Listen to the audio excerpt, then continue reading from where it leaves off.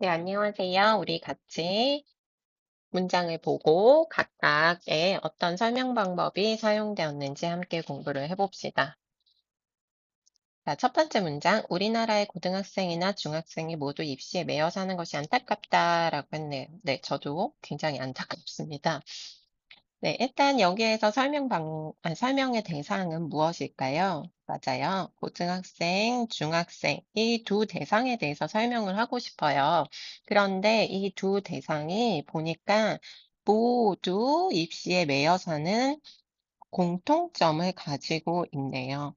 이렇게 두 대상의 공통점을 중심으로 설명하는 방법은 뭐죠? 네, 비교의 방법입니다. 자, 두 번째. 그렇지만 고등학생이 발등에 불이 떨어져 다른 곳에 눈 돌릴 사이가 없다면 중학생은 다소 여유가 있는 편이다. 여기서도 두 대상이 나옵니다. 동일하게 고등학생과 중학생.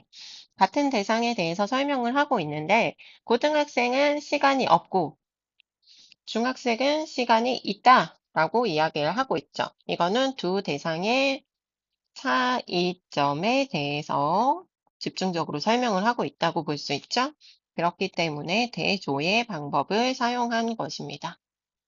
자, 3번 한국어, 몽고, 퉁구스어는 이라고 했죠. 한국어, 몽고, 퉁구스어가 같이 묶이는 거예요. 얘네들은 모두 알타이 어족에 속한다 라고 했죠. 그러면 한국어, 몽고, 퉁구스어는 이 알타이 어족이라는 주머니 안에 한국어, 몽고어, 퉁구스어를 넣을 수 있겠죠. 그래서 이 작은 항목들을 더 상위 항목인 알타이 어족으로 묶는 거, 속한다, 비슷한 말로 지금 묶을 수 있다, 이런 표현을 쓸 수 있겠죠? 이런 방법을 뭐라고 합니까? 작은 개념들을 보다 높은 기준으로, 높은 항목으로 묶는 것을 우리는 분류라고 했어요.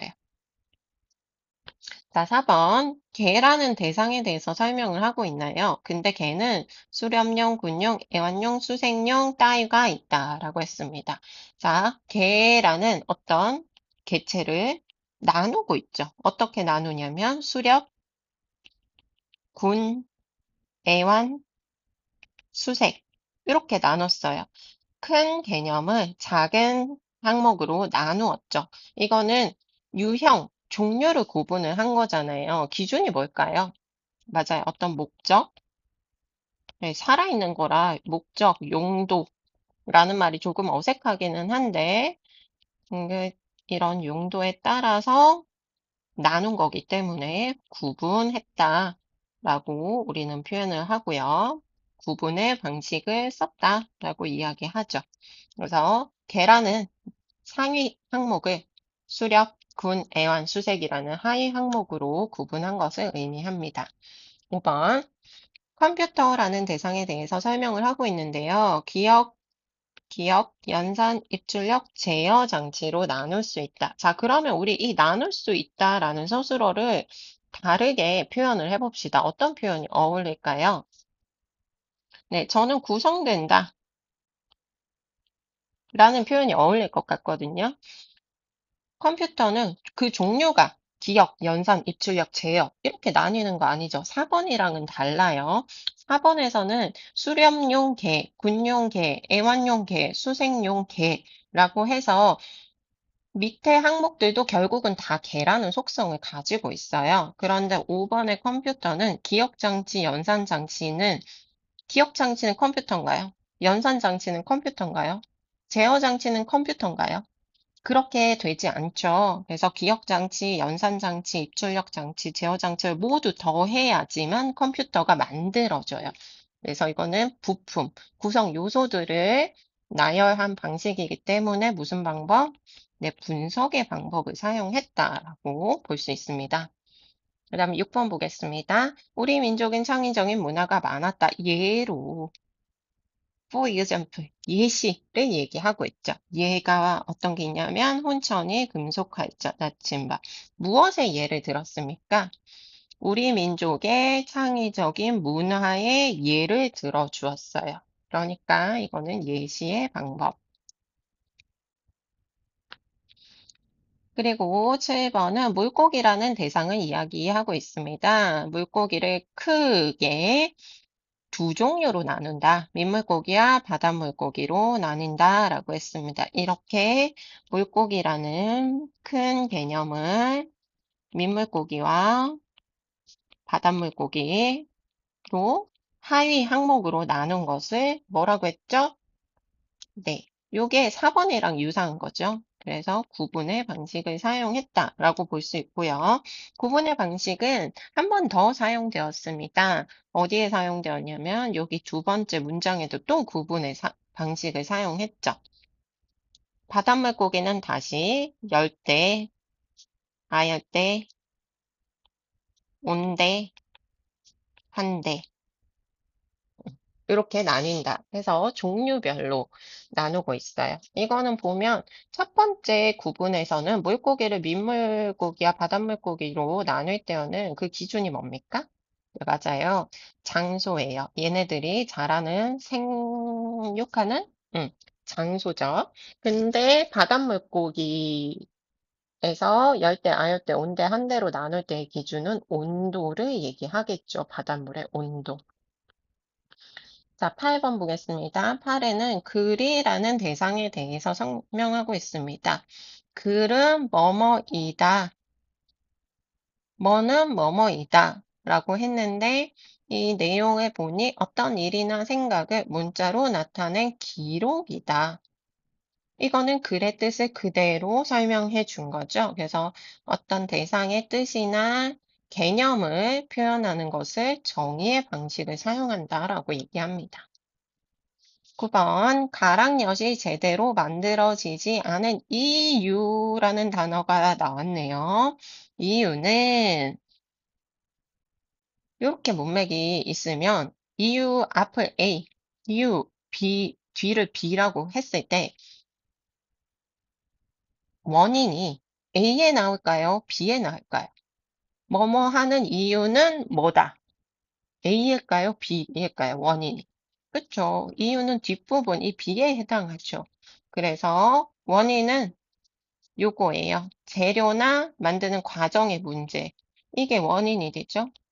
그래서 이게 원인이 되어서 무슨 결과가 나타나냐면 제대로 만들어지지 않는 결과가 나타나게 되죠. 원인과 결과를 밝혀서 쓰는 방법을 우리는 인과의 방식이라고 얘기합니다. 10번. 언론에 의한 초상권 침해 유형으로는 자, 무엇에 대해서 설명을 할 거냐면 이거를 설명할 거예요. 주제어를 제시를 했죠. 이 침해 유형을 설명을 할 건데 거기에는 어떤 것이 있냐? 첫 번째, 본인의 동의를 구하지 않은 무단 촬영 보도. 두 번째, 승낙의 범위를 벗어난 촬영 보도. 세 번째, 몰래카메라를 동원한 촬영 보도라고 이야기를 했어요. 이거는 예시일까요? 구분일까요? 이것 때문에 예시가 되는 거예요. 촬영 보도 등을 둘 수 있다라고 했죠. 그 사례로는 이런 것들이 있다라고 아이고, 색깔이 달라졌습니다. 아이고, 지우개가 굉장히 크네요. 음, 그래서 뭐뭐 등이 있다라고 했으니까 얘는 예시의 방법을 사용했다라고 볼 수 있겠죠? 근데 실제로는 이 외에도 더 있을 거예요. 그러니까 뭐뭐 등이라는 표현을 쓴 거죠. 이 외에도 더 있다, etc. 알죠? 음, etc. 그래서 예시의 방법이 됩니다. 하지만 만약에 이게 가장 큰 거다. 뭐 뒤에 서술어가 촬영 보도 등을 둘 수 있다가 아니라 이 서술어가 예를 들어 촬영 보도로 구분된다 라고 적혀 있으면 얘네가 거의 전부인 거예요. 갈래를 나눴을 때 이 초상권 침해 유형을 나눴을 때 1, 2, 3이 거의 다 해당이 돼. 그러면 얘는 구분의 방식이 돼요. 근데 이 문장에서는 뭐뭐 등을 들 수 있다라고 해서 등을 썼기 때문에 얼마나 더 있는지 알 수가 없습니다. 그래서 예시의 방식이 됩니다. 11번으로 가볼게요. 기억에 인공생명론이라는 설명의 대상이 있어요. 이 설명의 대상은 뭔지 잘 모르겠지만 딱 첫 번째 기억 문장을 보고 나니 뭐뭐 하는 학문이다 라고 해서 인공생명론은 이런 거구나 라고 이해를 할 수 있게 되죠. 아, 대충 이런 거구나 라는 생각이 듭니다. 이렇게 개념을, 뜻을 밝혀서 설명하는 방법을 정의라고 했고요. 여기에 정의가 사용되었어요. 그 다음에 니은, 인공생명론에서 기계의 생명을 불어넣는다는 개념은 활력론과 혼동되기 쉽다. 혼동되기 쉽다는 결국 다르게 얘기하면, 그쵸. 다르게 표현하면 비슷하다라는 의미를 가집니다.